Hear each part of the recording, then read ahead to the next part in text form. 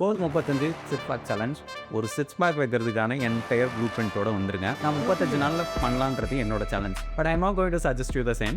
35 நாள் பதிலாக 120 150 டேஸ் வைக்கிறது ப்ரிஃபரபிள். ஃபண்டமெண்டல்ஸ் பேஸ் எல்லாமே ஒன்று தான்.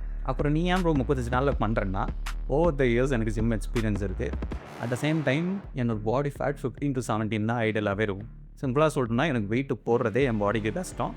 போன வருஷம் அடுத்த சேலஞ்சில் தான் இப்போ 71 ஆல்மோஸ்ட் இருக்கேன். இல்லைனா இந்த வெயிட்டுமே வந்திருக்கு. ஸ்டார்டிங் இந்த 3 விஷயம் உங்களுக்கு தெரியும். உங்கள் ஹைட்டு, உங்கள் வெயிட்டு, உங்களோட பாடி ஃபேட் பர்சன். நான் டிஸ்கிரிப்ஷனில் கொடுத்துருக்க ப்ராம்ப்டை யூஸ் பண்ணி எந்த வெயிட்டுக்கு போனால் விசிபிளான ஆப்ஸ் இருக்கும் கண்டுபிடிக்க முடியும். என்னோட கேஸில் 4 கிலோ கம்மி பண்ணால் போதும்.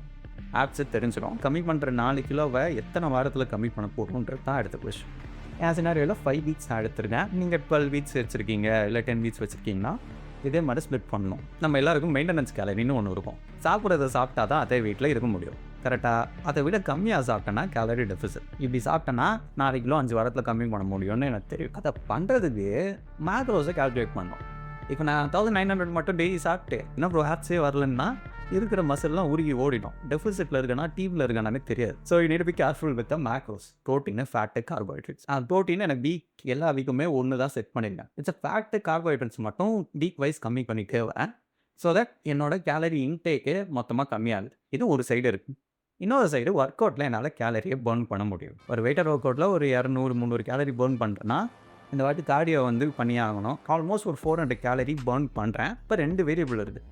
என் வெயிட்டு வாரம் எப்படி இருக்கோ அதுக்கேற்ற மாதிரி இதை 2த்தையும் நம்ம மாற்றிக்க முடியும். நம்ம பசங்க இது அந்த எல்லாத்தையும் கூட ஓரளவு ஃபிக்ஸ் பண்ணிக்கலாம். இது எல்லாத்தையும் டெய்லி மீலில் எடுத்துகிட்டு வர்றது தான் கதையே ரொம்ப கஷ்டம். But I'm going to make it use for you. ஈஸியாக பண்ணணும்னா ஒரே மாதிரி சாப்பாடை இந்த 35 நாளைக்கு சாப்பிடணுன்றது தான் விதி. நான் 7 மீலாக பிரிச்சிட்டேன்.